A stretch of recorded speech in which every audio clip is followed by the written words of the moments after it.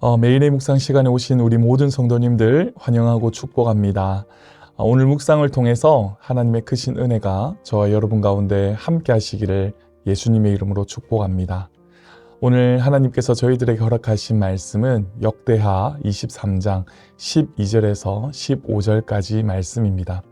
하나님의 말씀을 경외하는 마음으로 여러분과 함께 봉독하도록 하겠습니다.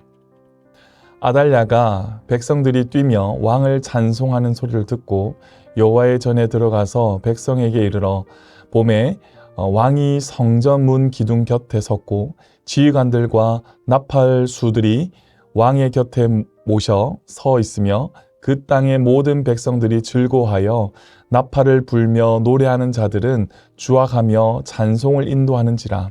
이에 아달랴가 그의 옷을 찢으며 외치되 반역이로다 반역이로다 하매 제사장 여호야다가 군대를 거느린 백부장들을 불러내어 이르되 반열 밖으로 몰아내라.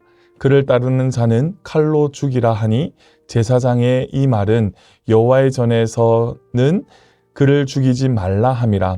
이에 무리가 그에게 길을 열어주고 그가 왕궁 말문 어귀에 이를 때에 거기서 죽였더라. 오늘 은혜를 나눌 성경의 인물은 아달랴라고 하는 여인입니다. 오늘 우리는 이 구약 성경에 등장하는 이 아달랴라는 인물을 통해서 함께 생각해보고 은혜를 나누고자 합니다. 이 아달랴의 이야기는 열왕기 하와 또 역대하에 기록되어 있습니다. 아달랴의 삶은 하나님의 뜻을 따르지 않고 자기 마음대로 살 때 어떤 결과가 오는지를 우리에게 보여주고 있습니다. 첫 번째로 살펴볼 것은 아달랴의 배경입니다.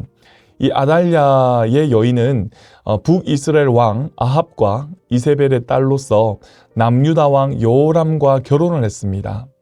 아합과 이세벨은 바알 숭배를 도입하여서 이스라엘 백성을 하나님으로부터 멀어지게 한 악한 왕과 왕비였다라는 것이죠. 이러한 배경에서 자란 아달랴는 자연스럽게 우상 숭배와 악한 행위에 물들게 되었습니다. 또 두 번째로 살펴보게 될 것은 아달랴의 악행의 모습입니다. 여호람이 죽은 후에 아달랴는 그의 아들 아하시아가 왕이 되도록 도왔습니다.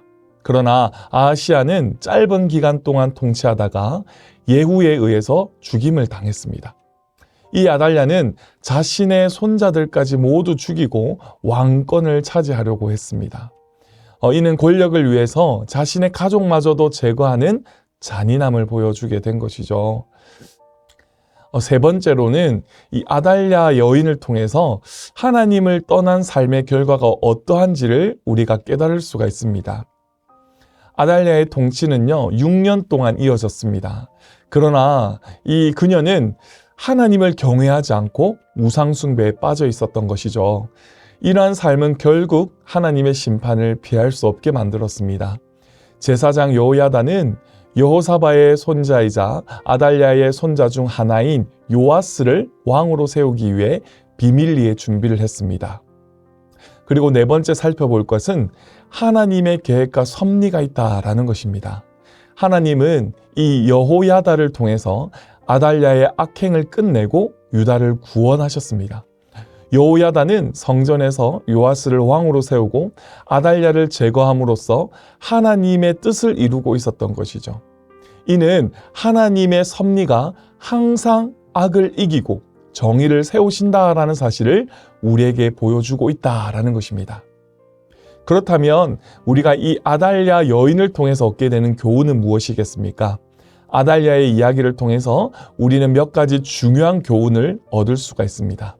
첫 번째는 하나님을 떠난 삶은 결국 파멸로 이어진다라는 사실입니다. 아달랴는 권력을 위해서 악한 길을 선택했지만 결국 하나님의 심판을 피할 수 없었습니다.